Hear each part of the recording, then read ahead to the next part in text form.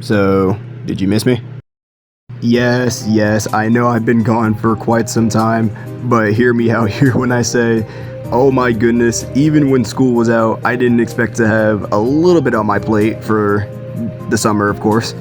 So, I'm here to explain what I've been doing over the last past month, as I literally haven't updated y'all in so long, and I feel so guilty for it too.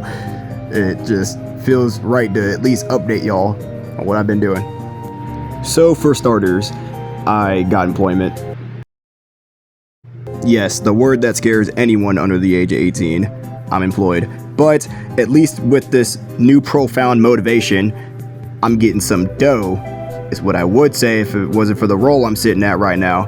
So, my motivation kind of dropped a lot now, and I'll explain with this little story. But before I explain real quick in this little story, I just want to say that if I earn set dough, I would just want to improve the channel as a whole so far. Right now I'm working with like a strict budget, as we all know already. I'm playing games on my phone, for crying out loud. So the main reason I'm feeling so motivated about this employment so far, it's mostly this program, is because obviously I need that dough so then I can give y'all better content, since I'm kind of lacking that dough. So I'm doing my best here. All right, like don't expect everything out of me now. Story time. So this all starts when I was still in school. Yes, school has a key role here now. So when I was in school, I was obviously still 17 at the time. And then when my auntie kind of budged in, she was like, hey, there's a little thing going on at this college where you can actually earn money by getting these applications. And I was like, oh, sweet. So my motivation kind of increased a little bit, but I wasn't off the hook. My mom was already around the corner like, if you're going to be going, dress nice, smell good, wash your teeth. Yes, I say wash your teeth. We're not brushing our teeth. We're washing our teeth. And then we can get out the house, head to this college, and get those forms so that I can write them up and turn them in, and then do what we all know is the most scariest bit when trying to apply: the interview. I won't lie to myself, I kind of doo-dooed my drawers when I got into the room, because honestly the suspense was really high. Obviously there were other kids there that were being stupid and silly, of course, but I was the only one that was actually pretty much dressed up pretty decently nicely too. So when I got into the place, obviously the first thing I had to do was put my name, write my number, and then grab a paper, and then obviously looked at the list. It was obviously the program. There was another place I also got the application for, which was Laugh Out Loud, and I don't remember the others except maybe the news, but obviously I don't want to go on the news. I mean, have you not seen what people go through when they go on the news? Don't even get me started on the weathercast. Let's go live to Ollie Williams with the Black U Weather Report. Ollie? It's raining sideways! Sounds rough, Ollie. Do you have an umbrella? Had one! Where is it? Inside out, 2 miles away! Is there anything we can do for you? Bring me some soup! What kind? Chunky! Yeah, not happening. So anyway, I managed to get the application for the program and Laugh Out Loud, which I haven't filled out yet, by the way, but I filled out the program, of course. And then I went home, satisfied. And then obviously I had to write an essay, fill out my information, get contacts in there, and then everything was all good in the hoodie, is what I would say if I didn't turn 18 at the time. So when I made the granny video, and then I said I turned 18, I forgot when I said it. Doesn't really matter anyway. I turned 18. When I went to the program, I told them that I turned 18, and then that was apparently a problem because it was actually only for teens. So 14 to 17. And I was like, oh. So now here comes the kicker, which is what I'm going to tell you right now. So since I didn't really meet their age requirements, they said I could be a staff instead, which to that I was like, all right, cool, I can actually work with that. Although at the expense of me potentially not being paid. And I was like, oh, that's a little bit of an issue. So here's a little pro tip. If I'm not being paid, then there's a more likely chance either A, I'm not going, or B, I'm potentially going, but trust me when I say my motivation will be low as hell. and we don't want that. So of course, when I obviously got hired and became the staff, it was a training week. I was like, all right, bet, that doesn't sound so bad. So after the training week came the underlying issue. So supposedly, I'll tell you what I've been doing at work, of course.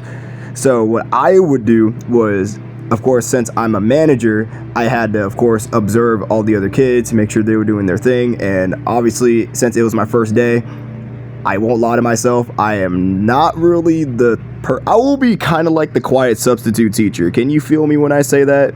But they had higher standards. So here's the plot twist to all this.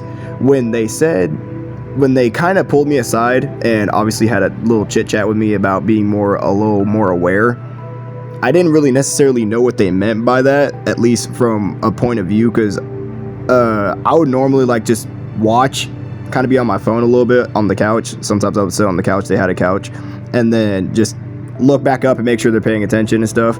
When there's substitutes, they tell me to put my phone away, and I'm like, all right, bet, I'll make sure.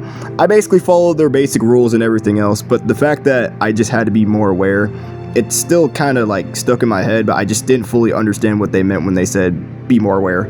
So here's the thing, when they said be more aware, and they kind of told me this about like 3 more times, and I still didn't really get their gesture at all, of course, because I was being aware to my standards, of course, but they didn't see that in me.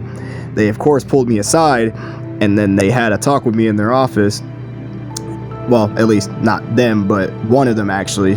So they pulled me in their office with the other staff member, and they told me from his perspective, and the manager's perspective, and the staff member's perspective, that I wasn't being aware enough, and now that I have to lose my role as a staff member.